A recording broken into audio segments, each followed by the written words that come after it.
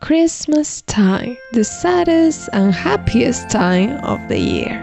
Watching The Grinch during Christmas is one of my many traditions, and while I was watching it this year, I realized how the bitterness and cynicism of The Grinch, even when partly it's about the consumerism of the kindest time of the year. It's also a reaction to how Christmas is not only the loneliest dinner for some, but it's also built on memories of a not so happy new year for a few. So, the rejection of certain traditions and celebrations, as in the movie, can be a reaction for the traumatic experiences we went through during those days. Something happened in December that marked us, and that is still to this day, the jingle bells can be the reminder of a time that while others find joy, we were deeply hurt. But, yes, here comes the but. Before we begin, I want to acknowledge this scene.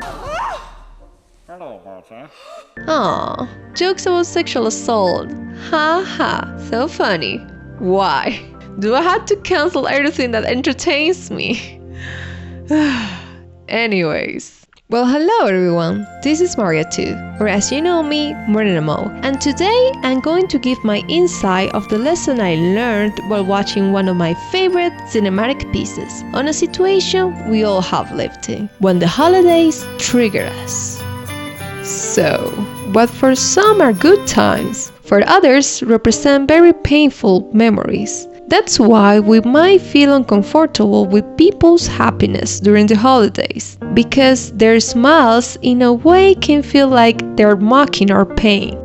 And even when we try our hardest to have a good time and dance away the flashbacks of our pain, the end result still hurts. Like the Grinch, our wounds reopen whenever the holidays come by, and to avoid this feeling, we make up excuses, criticizing the holiday instead of opening up about what happened in our past and the wounds that still haunt us because of it. In the end, even when it sounds very cliché, we can heal something we haven't acknowledged, even to ourselves. And this grudge towards Christmas that grows non-stop as time goes by can make us resentful of a holiday that doesn't have anything to do with our pain. So we generalize that everything about the loving spirit of Christmas is fake, when actually we're just projecting onto something because we're in denial of acknowledging how it's not the holiday that's harmful, but the toxic people with whom we celebrate it with.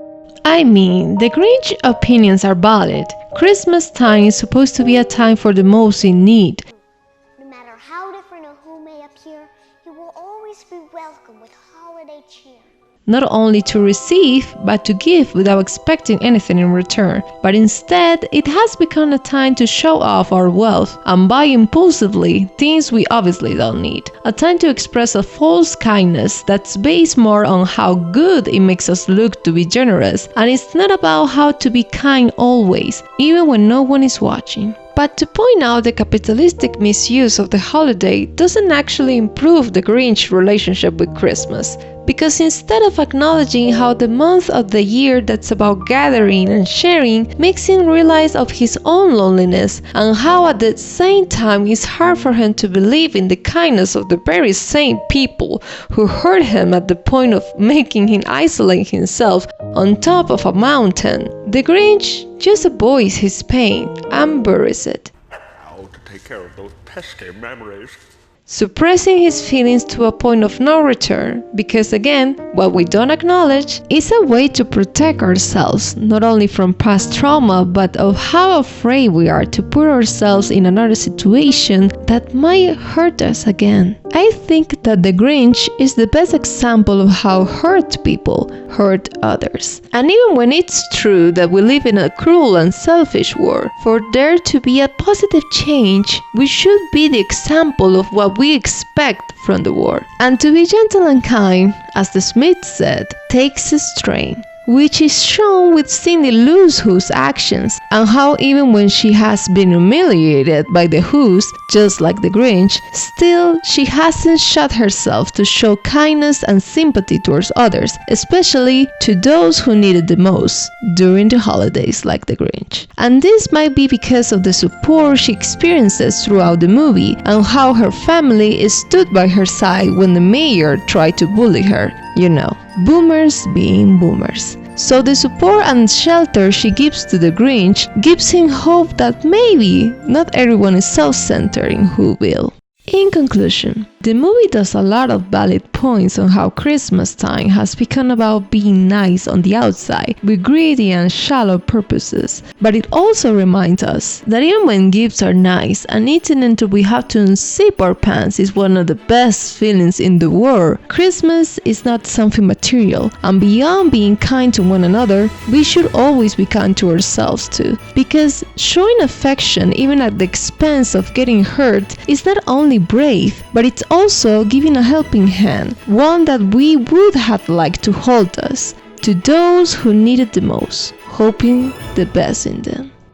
Thank you so much for watching. I hope you're enjoying our content lately. Give us a like and subscribe, and feel free to comment down below and tell us what's your Christmas trigger. Also, click on the bell button so you get notifications on whenever we upload new videos. And you can follow us on Instagram, where we made an edit with the Grinch as well. So that's it for today, folks. Let's stay safe during this not so Merry Christmas. Take care, wear a mask.